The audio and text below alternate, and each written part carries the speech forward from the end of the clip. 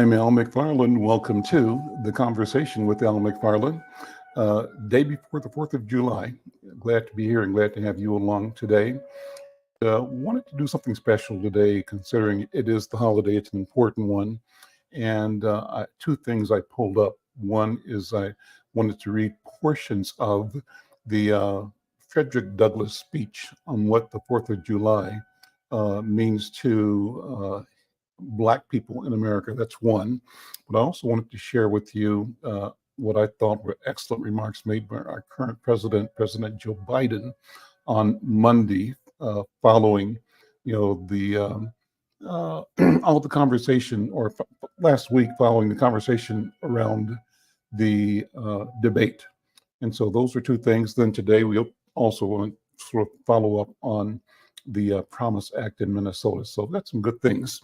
I want to invite you to participate in this conversation. If you have feelings, observations, thoughts, if you want to be part of the program, send an email over to cooper@insightnews.com. We can reach out to you and connect and see if we can get you in the conversation. Things are fairly flexible, fairly open, and I'm available to engage you in the conversation. In fact, I want to. So I thank you who are joining us by any of the various platforms that we use. Thanks to the National Newspaper Publishers Association, NNPA. We call it the Black Press of America. We're streaming live on the YouTube channel of the Black Press of America, and we also stream on the Black Press's Facebook pages. We stream live on Insight News and Al McFarlane Facebook pages as well, and we stream across Twitter or X and LinkedIn. No matter how you're connecting, we value you, we appreciate you, and we thank you, and we want to have this be a conversation between all of us. So if you are so inclined, just click on, make a comment in the comment section, give us your email address, and if we can get to it, we'll send you a link and you can join the conversation. Well, two things. Let's look at the upcoming week's Insight News. We're going to press a little early this week because of the holiday tomorrow, our printer's schedule. But we've got a nice piece on the front page. Cooper, can you pull it up and just sort of share with our audience our front page for upcoming Insight? And that's pretty cool. I think it's a pretty bold statement. This is not printed yet. It's going through the printer today, but I want to share with you what we are doing here at Insight to talk about the awesome situation that we're in behind the Supreme Court's decision to question whether or not a sitting president, in this case Donald Trump, has immunity over what they call or what's not. And why important is that even the 34 counts that he's been convicted on, and that we were expecting a sentence in the next couple of days on, that's been put off because that judge wants to see how the Supreme Court's decision will impact those convictions. Well, we decided to do two things for the upcoming Insight News. We think this idea of the courage of Justice Sotomayor to say that she dissents. She was one of three all liberals who dissented from the majority opinion. And we think that's just powerful and clear, because she calls this and says, are we appointing and allowing a king who's above the law? She says, I dissent.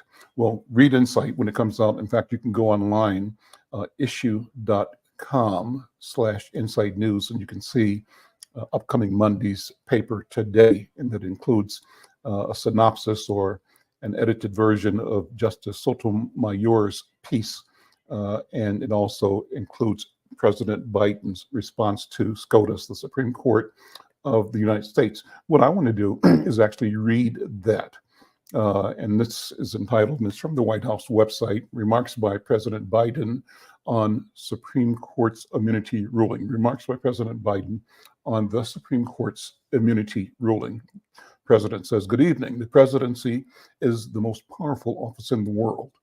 It is an office that not only tests your judgment, perhaps even more importantly, it is an office that can test your character because you not only face moments where you need the courage to exercise the full power of the presidency, you also face moments where you need the wisdom to respect the limits of the power of the office of the presidency. The nation was founded on the principle that there are no kings in America. Each, each of us is equal before the law. No one, no one is above the law, not even the President of the United States. With today's Supreme Court decision on presidential immunity, that fundamentally changed. For all, for all practical purposes, today's decision almost certainly means that there are virtually no limits on what a president can do. This is a fundamentally new principle, and it is a dangerous precedent because the power of the office will no longer be constrained by the law, even including the Supreme Court of the United States. The only limits will be self-imposed by the president alone. This decision today has continued the court's attack in recent years on a wide range of long-established legal principles in our nation, from gutting voting rights and civil rights to taking away a woman's right to choose, to today's decision that undermines the rule of law in this nation. Nearly 4 years ago, nearly 4 years ago, my predecessor sent a violent mob to the U.S. Capitol to stop the peaceful transfer of power. We all saw it with our own eyes. We sat there and watched it happen that day. Attack on the police, the ransacking of the Capitol, a mob literally hunting down the House Speaker, Nancy Pelosi, gallows erected to hang the Vice President, Mike Pence. I think it's fair to say it was one of the darkest days in the history of America. Now, the man who sent that mob to the U.S. Capitol is facing potential criminal conviction for what happened that day. And the American people deserve to have an answer in the courts before the upcoming election. The public has a right to know the answer about what happened on January 6th before they ask to vote again this year. Now, because of today's decision, that is highly, highly unlikely. It is a terrible disservice to the people of this nation. So now the American people have to do what the court should have been willing to do, but would not. The American people have to render a judgment about Donald Trump's behavior. The American people must decide whether Donald Trump's assault on our democracy on January 6th makes him unfit for public office in the highest office of the land. The American people must decide if Trump's embrace of violence to preserve his power is acceptable. Perhaps most importantly, the American people must decide if they want to entrust the president, once again, the presidency to Donald Trump, now knowing he'll be even more emboldened to do whatever he pleases whenever he wants to do it. You know, at the outset of our nation, it was the character of George Washington, our first president, that defined the presidency. He believed power was limited, not absolute, and that power would always reside with the people, always. Now, over 20 years later, with today's Supreme Court decision, once again, it will depend on the character of the men and women who hold that presidency that that are going to define the limits of power of the presidency, because the law will no longer do it. I know I will respect the limits of presidential power, as I have for 3.5 years, but any president, including Donald Trump, will now be free to ignore the law. I concur with Justice Sotomayor's dissent today. Here's what she said. She said, in every use of official power, the president is now a king above the law. With fear for our democracy, I dissent. End of quote. So should the American people dissent. I dissent. May God bless you all, and may God help preserve our democracy. Thank you, and may God protect our troops. Those were the words, the statement from President Joe Biden earlier in the week or last week. Well, interested in what you think, what your thoughts are. And I want to read one more piece at the end of the show today, talking about this question of democracy. But the second piece I'll read is a speech written in, I think, 18, you think of the year. It's a important speech written by Frederick Douglass, written and delivered July 5th, 1852. I'll read excerpts of that when we come back after the current interview. So let me switch, let me pivot. Again, thank you. Love to have your point of view, your thoughts on this issue and on any other issues that are important to you right now as well. Let's see. Steam in my eyeglasses here. Let me bring in my friend and neighbor and colleague and actually relative, Kenya McKnight. She is the leader of Black Women's Wealth Alliance. We talked briefly last week with Kenya about the Promise Act, but we want to take some more time talking about that, what it means, and talk more broadly about her work in creating a vision and real opportunity for Black women's and Black community business and wealth creation. Kenya McKnight Ahad, good afternoon, sister. How you doing? Good afternoon. I'm good. How are you? I am well. I'm well. Just getting ready to chill out for tomorrow, with the Yeah. 4th of July. But like a lot of African Americans, always at minimum concerned about what it really means, and I want to be awake and aware of the history of our people in this country, the United States, and also be aware and thinking about, what role we have played in making this idea of democracy real, because it has not been real for us. Mm-hmm. It has been our tenacity, our resilience, and our perseverance that, and our intellectual and organizing power that has shifted the country towards the truth of the potential of democracy. Absent that, who knows where we'd be? And I Yeah. fear that the energy of Trump and the Trumpites, that energy seeks to reverse the clock and put us back into a non-citizen or second-class citizenship status. And I believe we have to say, I dissent, and we have to fight. This is like the thing where it's like the last mile, the last minute, the last bullet, the last person. We got to take this thing to the wire, and we have to win. But that's enough of that. Kenya, how you doing? No, I mean it's real, and I was thinking as you was talking, and I had been paying attention. I watch the news every day, more national, and also try to keep up with international things because they influence Mhm. what's happening locally. And so I think that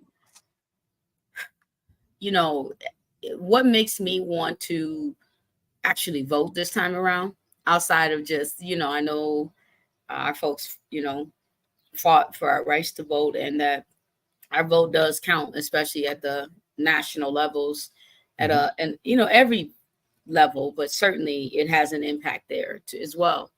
And I think that the pushback from the Democratic Party on President Biden is really upsetting. And it actually makes me want to vote. And I guess it makes me want to vote even more, because what I know is true, excuse me, is that irregardless of the optics that we're looking at with Biden, the optics, what is perceived as his cognitive health.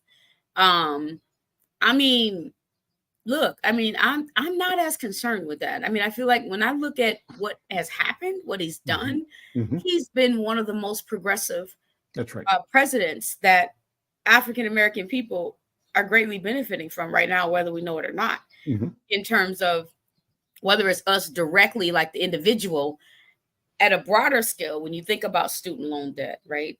We understand that we hold a significant amount of student loan debt.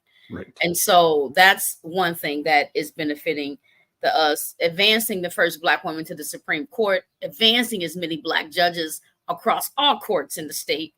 The first woman vice president is a Black woman. And, there's so many countless things outside of the cultural pieces that he's done and is doing, even with the oil industry and how they try to smoke him out.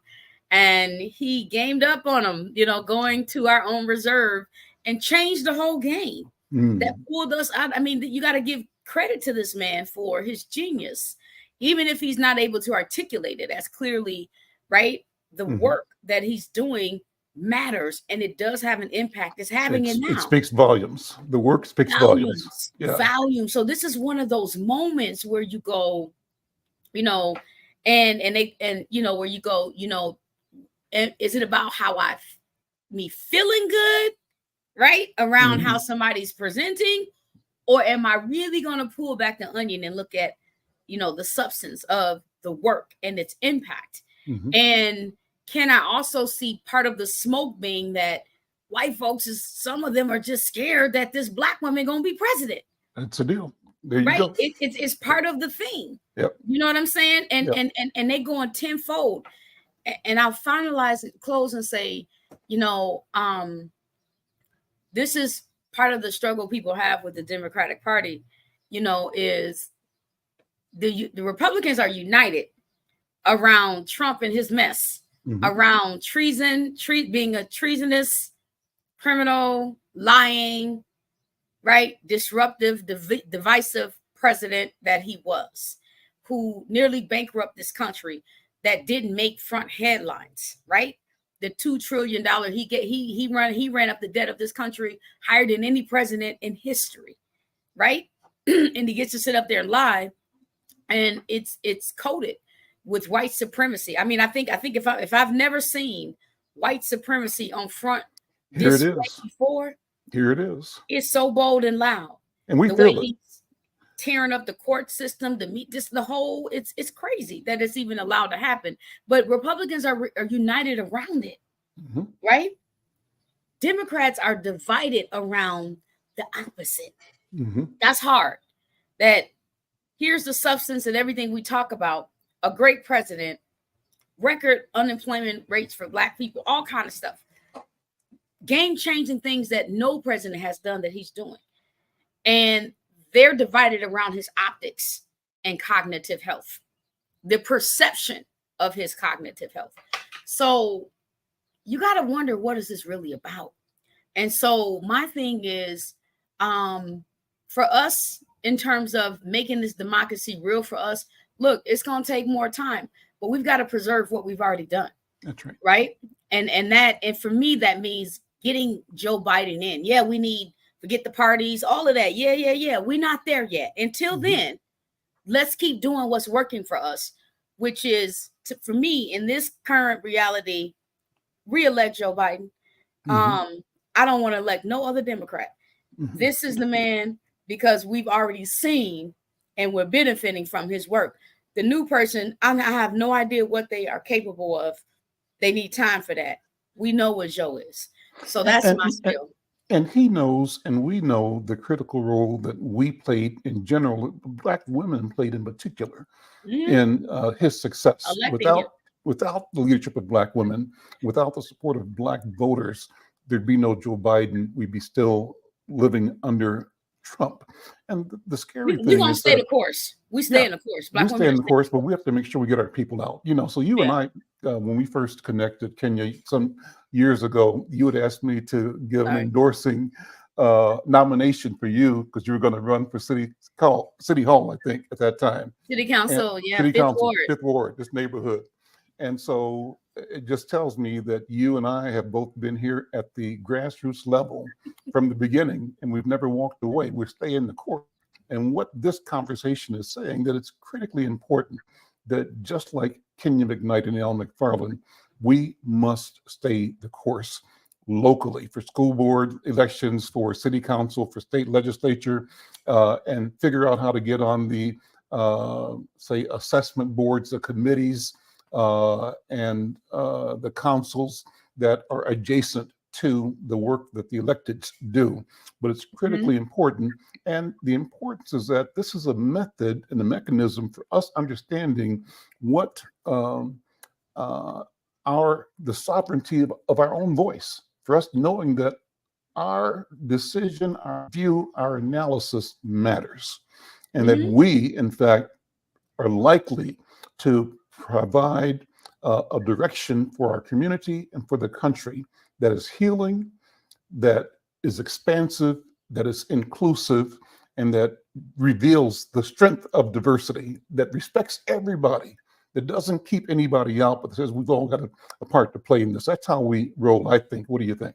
Yeah. I think that fundamentally, we've been the color carpet, if you will, not that we stepped on, but that That's right. weaves We in, that's right. A all the tapestry. Yep. fibers of, communities. And, Yeah. and that's, just been our pillar as humanitarians that we are, right?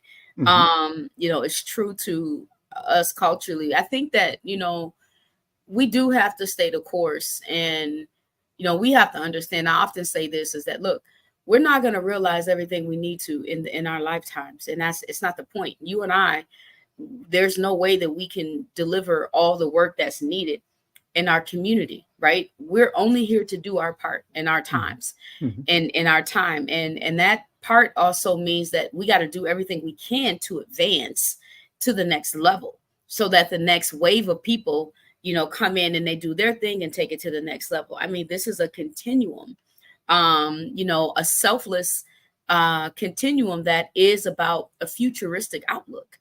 Because look, if our ancestors were only thinking about their reality in the now that they were in, we wouldn't be here. That's right. Right? They knew they wouldn't see where we are today, but they saw that we would see it. And so they put in the effort, right? In spite of everything they were dealing with, to make that, sacrifice so that we could. And that's a thing we have to continue. So stay in the course. It's like, well, it ain't gonna make a difference if you don't want it to. I mean, you may not see the whole difference that it's going to make, but that's not the point. It's not about the difference you and I can see. It's about the difference you and I can make for the next generation to see. That's right. So generations to come. That leads us to the continue. question of generational wealth. That's a topic that we're hearing. I love the phrase because it's something that we haven't really talked about, like at the dinner table. I don't think at the water cooler, but it's coming up more and more in everyday conversation. So let me ask you, Kenya McKnight, what are we talking about when we talk about building generational wealth for our people? What's that mean to you? I mean, to me, it is about having the level of resource that you need to pay for the decisions that you need to make to live the life that you want and need to live through generations at its core. And what assets you build around to support that, right? So you think about if like housing is important to you and you like, I mean, a lot of things are important. Let's just take housing though, to say, I never want to be homeless.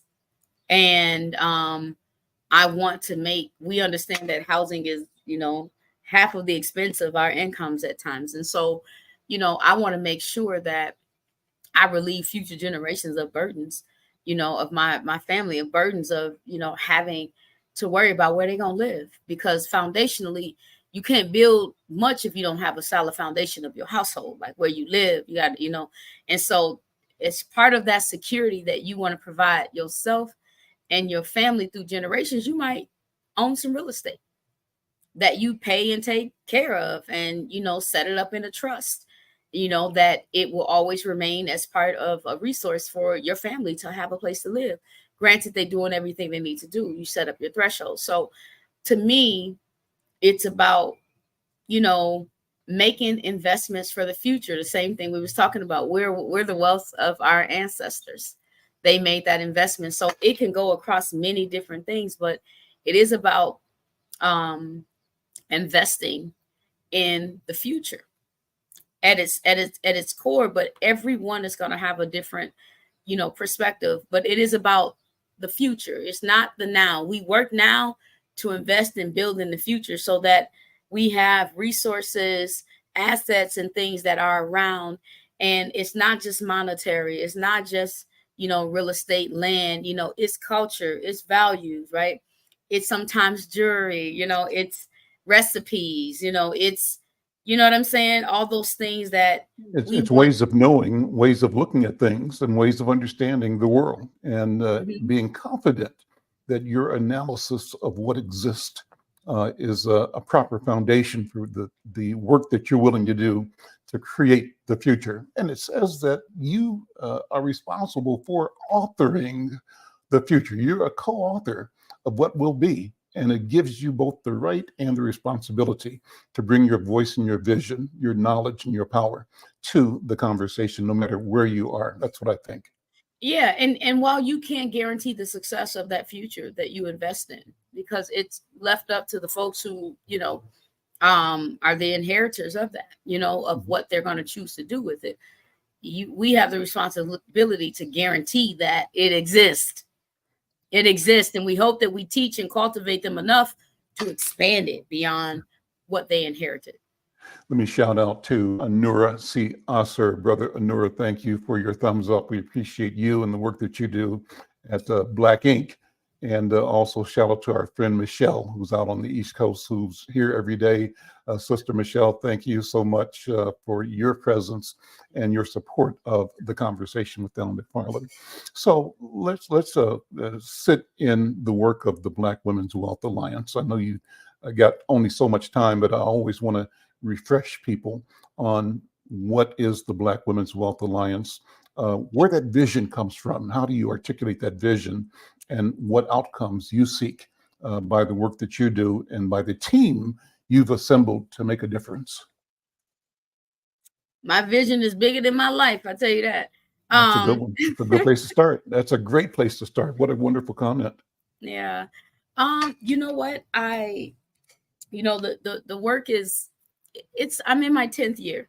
Mhm. So August makes 10 years that we've been around, and it's really amazing, like, just to still be around in this work and doing it, and only feeling like I'm just now getting ready to do the work of it, at its core, Well, which I'm excited about. let me jump in, sister. So 10 years, congratulations, number one. And we're rolling up on 50 years for Wow. Insight News and McFarland Media, because we started Insight in 1974, right? And just what you just said is so true, because I tell people, and mostly I tell myself, everything up to now has been preparation and practice. The work is about to begin right now. Preparation. Go ahead. Go ahead. No, no, yeah, congratulations. And that's what I'm saying. That's legacy, right? And I'm just excited about kind of just where I am. So the Black Women's Mhm. Wealth Alliance, we started this journey. I would say I started this journey in probably 2003, Mhm. as a young person trying to create this intergenerational network of Black women who would take care of each other. And I called this Spoke at that time, Sisters Pot of Knowledge Evolving. I might have been 23 or 24. I had very little clue, but I was in the Nation of Islam. So I was really inspired at that time about, just kind of, they call me Sister King, So I was really inspired about the power of Black women and how we work with each other to teach and build each other through generations. And so that's what I started. And I just sort of went away from it and got involved in the community. I became a teacher, just all this other stuff, and totally had forgotten all about that work. And just I met another young lady. Students would often come to me in my work to learn, to shadow me, etc. When I worked at Neon in 2007, and one young lady came to Dr. Brittany Lewis. She came to shadow me, at which I ended up being her mentor for 9 years, letting her shadow me in my work. And she was a Black feminist, and I certainly wasn't interested in Black feminism. At that time, I saw it as people typically do, as, anti-Black men, anti-breaking up the family, just all this other stuff. And it just didn't fare well with me, but I was still working with her as a student. But she Mhm. was very persistent about Black women. And I'm like, girl, ain't no difference. We all out here. Um, but it struck me over time. I was like, okay. Because, I had to figure out how I was going to really support this student, and not like shut her down, right? Mhm. Because of her very keen focus on Black women. And then I'm a Black woman. So it really took me somewhere over maybe took about 3 years for me to break. And then I said, you know what? All right. So I was like, you're right. Let me look into this more. And I began to look, and my uncle always told me, like, you need to work with Black women. I'd be like, man, I'm the tomboy. I don't even deal with women that much. I don't like the girly stuff, just all the catfighting. Like, I've just never been into the girly feminineness. And so it really took something from me to get to this place to really work with women, to be honest. And this young lady was a big part of that conversion. And then my uncle passed. Then, of course, sometimes when people pass, you think about, the things they say the most to you. And his biggest thing was, you need to work with Black women. And so that, of course, began to, be at the front of my mind. And I was at the time preparing to do an internship at Oakland at Policy Link under my Bush Fellowship in 2014. And a couple days before my flight, I got a message from Nikema Levy-Pounds on LinkedIn, and we've known each other, but we just, we hadn't like connected, but we know and respect each other. And so when she reached out, I'm like, okay, yeah, and she said, God has a message for you. And I need to talk to you in person. So we met up the next day at the cafe, and just in her mouth, what came out was, you need to work with Black women. This with God. And I'm like, oh, boy, wow. She has no idea what had been going on prior to, with my uncle and the young lady, which was more recent at that time. And I said, okay, I got it. Message. I received the assignment, I'm listening now. No, yeah. Okay. So I got on the flight, and the next day, and I was there at Policy Link, focusing on social equity because I had worked in transportation for a while. So I was working with the White House, with the Policy Link around creating economic development plans across 144 regions to make sure they had racial equity strategies and ways to invest in, Black and other underrepresented communities. So that was my work there for almost 6 months, and it was great. But in the background of that work, I was doing a lot of research on Black women and Black economics and things like that. And I thought, oh my gosh, there was a whole bunch there that was confusing. And so I came back. When I came back to Minneapolis, I organized, I probably reached out to about 30, 40 people in my network to have meetings so I can talk about what I found and understand what they thought about working with Black women. And so 20 women showed up. And we met at the McDonald's on West Broadway, right up the street. So we met for 6 months straight. They wanted to meet every week. We did a few months at McDonald's, and then the rest we were at my apartment complex. And that was the beginning. And it was the Black Women's Business Alliance at that time. Where we realized that all of the things that I had researched was right there in Minnesota, right amongst this network of women. And that, we were very clear about wealth was nowhere in our focus at that time. We didn't have the language. We were just talking about it as business owners and et cetera. And so, we try to do a little bit among ourselves, but we weren't able to move beyond where we were, honestly, because most of us needed everything from the table before we can even build the table and get some there. So it was weighing it down too much, but it was a lot of ideas, a lot of conversation, a lot of foundation is what I call it. And I stepped away after a while because, you can only meet and talk so much. And it just, and started trying to do something and I created the Black Women's Wealth Alliance because I began to learn more about wealth, what that meant, the language. And I saw that it was a bigger picture than what we were even talking about. And that business was a part of it, but that there was something different that was needed. But I needed a little bit more research. And so we got a grant from Cura. And I worked with that young lady again, Dr. Lewis, to create Minnesota's first report on the economic status of Black women. Wow. And I was shocked that it was nothing prior to that. The Women's Foundation has since continued the foundation of what we began, which is great. But that's where we started. And from there, we've done a lot of things trying to figure out what to do. But ultimately, it was about the fact that at that time in Minnesota, nearly 80% of Black women were the primary breadwinners of their household, despite their marital status, number one. That was like, whoa, right? Because it wasn't met with equal opportunity, is what we saw in our report, that like nearly 35% of the jobs we held at that time were concentrated in low wage occupations, right?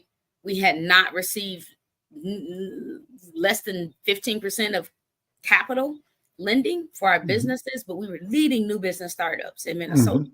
And we had to disaggregate the data and distinguish ourselves from immigrant Black women, right, to diaspora Black women, to who we are, what we call historically Black, so that we could see ourselves a lot clearer.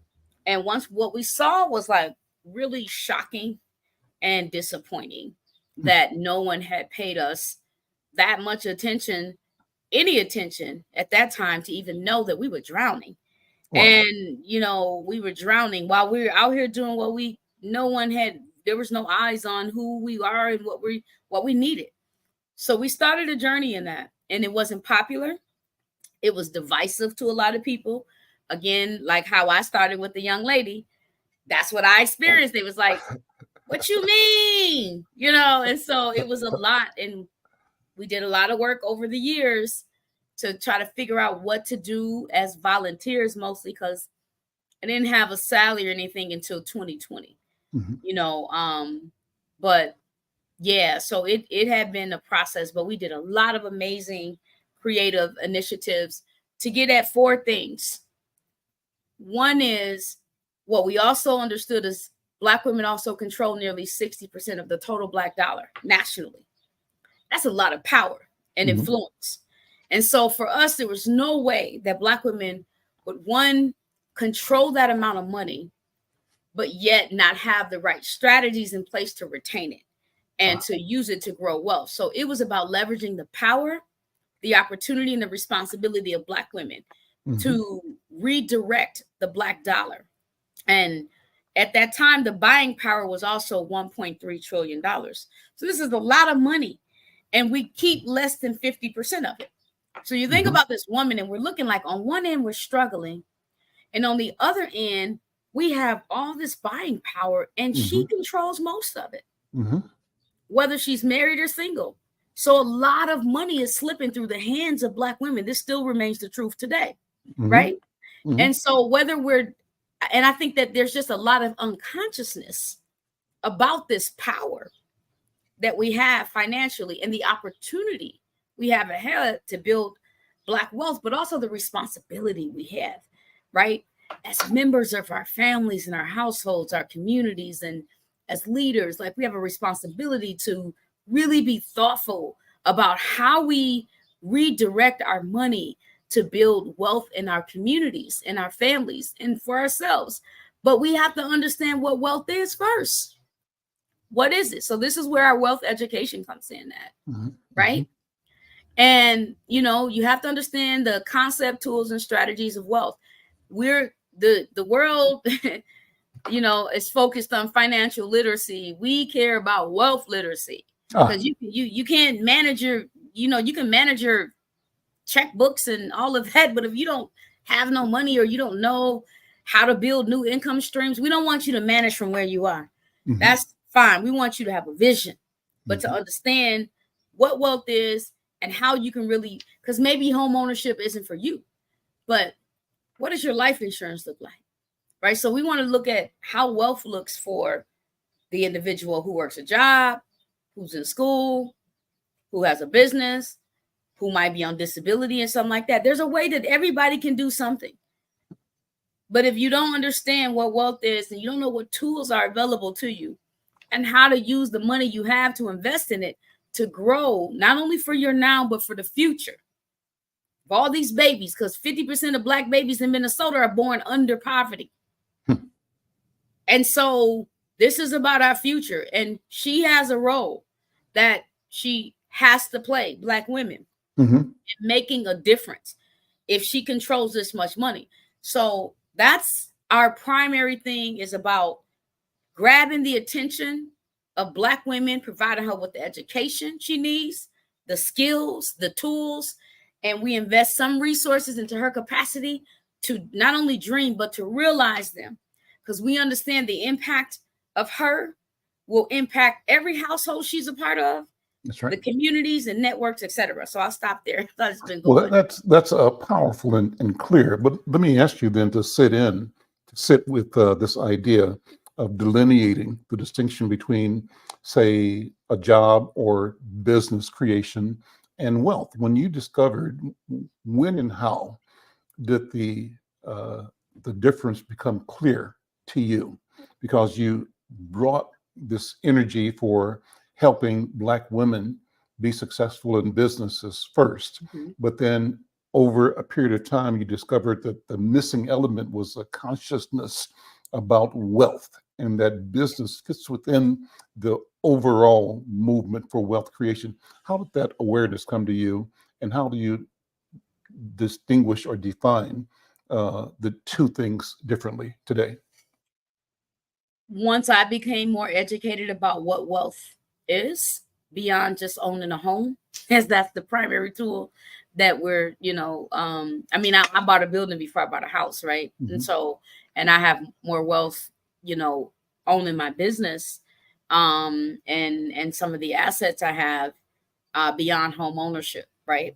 I'm probably more stable than most homeowners in that way because of the different tools that I have. And so I think that, and that's the point. That's what I want to teach. And so I think that we have to understand what wealth is, how it works, and the tools, right? And so that once I got an understanding of that, because I don't know it all, it's a whole big old game, but I know enough for now. And so once I got an understanding of that, then I began to make different decisions. Like, oh, okay, wait a minute. Let me see. What does my IRA look like? What is okay, I can have more than one life insurance. Oh, there's term, whole life, there's this. Oh, I can have this other type of insurance too. Oh, my company, this and that, how I set my business up as a wealth tool. Oh, I also am an employee of my company. And so like, how do you, okay, I can offer benefits as an employee. There are other benefits I can get, 401k. There's a lot of ways to double down on this. My short, long-term disability, all these different types of insurances and things that are wealth tools, right? And so you have to think about them. They're wealth tools because if something happened to you in your job, you only got so much PTO, right? So, but if you have these other insurances that kick in, right, you don't lose it. These are tools, and so it's all about what you understand wealth to be, how it works, and then the tools. And so from there, I got to say, oh, I see. Okay, so this is not just about entrepreneurship, although you can build wealth as a business owner, depending on how you set your business up, right? It's about the infrastructure of it, it's cash flow, all that, yeah. But ultimately, you have to understand it as a wealth tool. Same thing with work. Like we're in these jobs, and I'm watching people leave their jobs because they don't like it. One, which okay, but two, not exploring their employee benefits packages, right? Like they're there, and I understand. Like I'm trying to distinguish the difference between how we show up culturally, right? As field people, spiritual people, so we're very in tune with that part of it, and it's hard to have the capacity sometimes to navigate white supremacy and to move that part of you to the side and stay focused on the goal. Like, I don't care what these people say. Okay. I'm here to get my check. I'm gonna do my job because my wealth, you understand that you trying to get to a certain point for retirement. I'm on a mission. I'm on a mission, and I can't be stopped. Yeah. Period. And so we don't have the same levels of endurance as boomers, in other generations. And so the endurance is breaking down through generations. And so it's like we got to teach emotional intelligence and different tools and help us see it differently, so that we understand how to navigate, because we don't have those navigational tools in the same way. So that's about wealth. So these are the things that help me really distinguish when I started looking again at the concept and the tools of wealth and the different strategies and how wealth is built even as a student, how you're making choices about what you know school you're going to and what degree you're exploring can set you up for wealth or not. And I think maybe I'll just wrap this up and say what really struck me in all of this was my work at the TAB board, the Transportation Advisory Board. I served there for 6 years as their first African American appointee. And I understood I got to experience and see how our business strategies in the Black community from, the general where I worked over North and whatever, were very different from how white communities orientated to business and government. And then the data and the research, when you look at the type of businesses we have, most of them are in healthcare. And a lot are in social service, right? But they're not as many that are aligned with a market strategy. Market strategy of not marketing, but market of where money is actually being made. That's right. Right? Tapping into markets and of existing money. And we just don't, there's not a lot of inroads to that. And even when I think about my work, as a person who worked in the business, CDFI business development world for years, right? Under when I worked with Neon and other folks, for that, I realized there's just a misalignment with how we're being taught about business, the way Black folks are getting set up to think and operate in business at that time, opposed to how I really work in the systems and the markets. And there's a misalignment. And let's stop there because you've got a hard stop. Oh, okay. Already gone past your time. Yeah, I was just going. You promised me that you could stay till about 1:45, and I've already taken you past that. I want to respect that, but this is a master class. Thank you so much for sharing both the information and the spirit behind the information, the confidence behind the information that you've been sharing. But we just got to do more of this. I think we have to keep this conversation going and sharing it. This is about documentation. It's about teaching and creating roadmaps for ordinary people to have access to it. I want to thank you, but take a minute to talk about Zura. Yes. And promote what you're doing right now so people know how to connect with you and to be part of this flow. Absolutely. So thank you. And sorry, I can get lost in this world of the work. There's so much to share and teach. Well, we have to come back and keep doing that, Yeah. So ultimately BWWA is the mothership. And we've hunkered down on, the wealth creation through the education. We have our foundation where we disseminate grants to organizations and individuals. And then we have now our B Pathways program, which, you'll learn more about for career development. So those are the 3 things that we center on. And then we have this incubator program through Zara, where we provide, Zara is much more than an incubator, but that's just BWWA's role with Zara.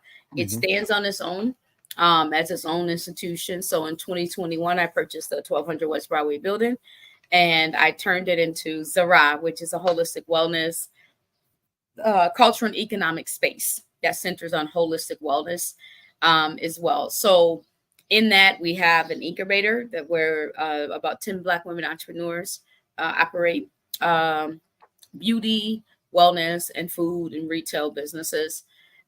Really, for us, it's game changing. What we're doing is just really revitalizing or expanding on the economy, the Northside economy, by providing opportunities for entrepreneurs to provide direct services to the community. That's part of a larger ecosystem of holistic, care and wellness, and some high quality services at that, as well as in the beauty sector. We have a hair restoration center here. We have a couple massage parlors. We have a Himalayan salt room. We have body scrubs, body wash, ionic foot soaks. An apothecary, a lab. We have a variety of things, and we're getting ready to open our cafe called Shantae's Place. And so it's a hub, an ancestral hub. brought to you by, you know, our ancestors. But I'm facilitating this on the north side, and it's important. It's needed, and we have a lot of folks who come and visit and support what we're doing here at Zara. Can you? Oh, Thank I you. should mention we have a Go ahead. free acupuncture and chiropractic clinic out of Zara every Wednesday and Saturday in partnership with the Northwestern Health Sciences University. Open to your clients or men and women? Yeah, everybody? men and women. It's open Okay. to, so everything we do here is open to both men and women. Okay. So, awesome. but the clinic is open to everybody. So you can go to ZaraUS.com and book an appointment, look for free clinic, and you'll find some of the businesses there. It's a landing page, the actual website will launch in a couple of weeks, but it's up there for you to at least book. Super. Kenya McKnight, Ahad, thank you so very much, and continued success. We'll continue this conversation because we got a lot to say and a lot to do. And as you said, we're just at the beginning, but we're going to get this done. Yes, sir. We don't have a choice. You. All right. Thank you so much. We'll see you. Yep. Bye-bye. Bye. I'm Al McFarlane. This is the Conversation with Al McFarlane. What a wonderful conversation. You know, and I tell people that I met Kenya again. We met in the political arena during one of the precinct caucuses, I think, where she said, would you introduce me and perhaps recommend me as a candidate for city council? And I said, I'd be honored and glad, because I had seen her from a distance and knew that she was intense and committed and just had this inside authority and leadership ability and capability. I recognized that. And then sometime later, I was on a genealogy page, maybe a Facebook page. I am, through my mother's side, a Sykes. Sykes is out of Mississippi. And I'm on the page, and I look up, and there's Kenya on the page. So I called her, said, what you doing on my family's page? She said, what you doing on my family's page? So we related, and that's a beautiful thing. This is when we have to continue to discover each other, discover where we are, who we are to each other, and how we get to be with each other for each other. And that's a critical thing. Well, let me close the show with, as I promised, something that's quite appropriate for today. And I looked up and said, you know, not only was it cool to present the information on Joe Biden, his response to the Supreme Court, his sort of doubling down on the comments made by Justice Sotomayor, and I think Ketanji Brown Jackson is also one of the dissenters who is sounding the alarm about the danger to our system. But, you know, this is not new for us. So I have pulled up here, I'm going to just read a couple of parts of it, maybe a page from the beginning and a page from the summary. It's a long document. It's 14 pages. And I've not read it aloud before. So I'm reading it aloud, introducing it to my own ears and sense as I'm sharing it with you as well. I'm going to just make my page a little larger so I can read more clearly. And so this, again, was a document that is dated July 5th, 1852. Frederick Douglass says, Mr. President, friends, and fellow citizens, he who could address this audience without a quailing sensation has stronger nerves than I have. I do not remember ever to have appeared as a speaker before any assembly more shrinkingly, nor with greater distrust of my ability than I do this day. A feeling has crept over me, quite unfavorable to the exercise of my limited powers of speech. The task before me is one which requires much previous thought and study for its proper performance. I know that apologies of this sort are generally considered flat and unmeaning. I trust, however, that mine will not be so considered. Should I seem at ease, my appearance would much misrepresent me. The little experience I have had in addressing public meetings in country schoolhouses avails me nothing on the present occasion. The papers and placards say that I am to deliver a 4th of July oration. It certainly sounds large and out of the common way for me. It is true that I've often had the privilege to speak in this beautiful hall, to address many who now honor me with their presence, but neither their familiar faces nor the perfect gauge I think I have of Corinthian Hall seems to free me from embarrassment. The fact is, ladies and gentlemen, the distance between the distance between this platform and the slave plantation from which I escaped is considerable, and the difficulties to be overcome in getting from the latter to the former are by no means slight. That I am here today is, to me, a matter of astonishment as well as of gratitude. You will not, therefore, be surprised if, in what I have to say, I evince no elaborate preparation nor grace my speech with any high sounding exordium. With little experience and with less learning, I've been able to throw my thoughts hastily and imperfectly together, and trusting your patient and generous indulgence, I will proceed to lay them before you. Well, that's a hell of a beginning. That's an awesome way to set up a powerful statement. This is a statement by Frederick Douglass, who declares here that he used a few not far in distance from the place where he had been enslaved. Now he's addressing it as a free human being, as a free man, as an abolitionist. So he says, this, for the purpose of this celebration, is the 4th of July. It is the birthday of your national independence and of your political freedom. This, to you, is what the Passover was to the emancipated people of God. It carries your minds back to the clay, to the act of your great deliverance, and to the signs and to the wonders associated with that act that day. This celebration also marks the beginning of another year of your national life and reminds you that the Republic of America is now 76 years old. I am glad, fellow citizens, that your life of a nation, I am glad, fellow citizens, that your nation is so young. 76 years, though a good old age for a man, is but a mere speck in the life of a nation. 70 is the allotted time for individual men, but nations number their years by thousands. According to this fact, you are, even now, only in the beginning of your national career, still lingering in the period of childhood. I repeat, I am glad this is so. There is hope in the thought, and hope is much needed under the dark clouds which lower above the horizon. The eye of the reformer is met with angry flashes, portending disastrous times, but his heart may well be lighter at the thought that America is young and that she is still in the impressible stage of her existence. May he not hope that high lessons of wisdom, of justice, and truth will yet give direction to her destiny?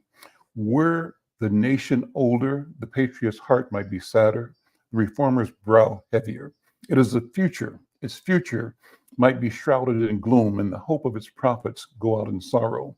There is consolation in the thought that America is young. Great streams are not easily turned from channels worn deep in the course of ages. They may sometimes rise in quiet and stately majesty and inundate the course, inundate the land, refreshing and fertilizing the earth with their mysterious properties. They may also rise in wrath and fury and bear away on their angry waves the accumulated wealth of years of toil and hardship. They, however, gradually flow back to the same old channel and flow on as serenely as ever. But while the river may not be turned aside, it may dry up and leave nothing behind but the withered branch and the unsightly rock to howl in the abyss sweeping wind, the sad tale of departed glory. And so, as with rivers, so with nations. Boy, this is just powerful language. It's wonderful language, beautiful language. And I'm going to sort of go down through, since we're mindful of the time here, to the closing statement. This is a 14-page document. I've read page 1 and page 2. But he concludes, and I'll conclude this. I think I'll do 2 parts. One, he says, is subtitled, let's see. And this is a brilliant, I knew of it, but I've never read it directly. The subtitle is The Present. Okay. That my business, if I have any here today, is with the present. The accepted time with God and his cause is the ever living now. Open quote. Trust no future, however pleasant. Let the dead past bury its dead. Act in the living present, hearts within and God overhead. He quotes that probably from music. He says we have to do with the past as we can make it useful to the present and to the future, to all inspiring motives, to noble deeds which can be gained from the past. We are welcome. But now is the time, the important time. Your fathers have lived, died, and have done their work, and have done much of it well. You live and must die, and you must do your work. You have no right to enjoy a child's share in the labor of your fathers unless your children are to be blessed by your labors. You have no right to wear out and waste the hard-earned fame of your fathers to cover your indolence. Sidney Smith tells us that men seldom eulogize the wisdom and virtues of their fathers, but to excuse some folly or wickedness of their own. The truth is not a doubtful one. There are illustrations of it near and remote, ancient and modern. It was fashionable hundreds of years ago for the children of Jacob to boast, we have, open quote, Abraham to our father, close quote, when they had long lost Abraham's faith and spirit. That people contented themselves under the shadow of Abraham's great name while they repudiated the deeds which made his name great. Need I remind you that similar thing is being done all over this country today? Need I tell you that the Jews are not only the people who built the tombs of the prophets and garnished all the sepulchres of the righteous? Washington could not die till he had broken the chains of the slaves. Yet his monument is built up by the price of human blood, and the traitors in the bodies of souls of men shout, we have Washington to our father. At last, alas, that it should be so, yet so it is. Well, he's setting up the conclusion here. I'm going to skip, because of time, to the very conclusion of this powerful speech. He, just a second here. Another subtitle, I'll read a paragraph, says, the internal slave trade. Take the American slave trade, which we are told by the papers is especially prosperous just now. Ex-Senator Benton tells us that the price of men was never higher than now. He mentions the fact to show that slavery is in no danger. The trade is one of the peculiarities of American institutions. It is carried on by the large towns and cities in one half of this confederacy. And millions are pocketed every year by dealers in this horrid traffic.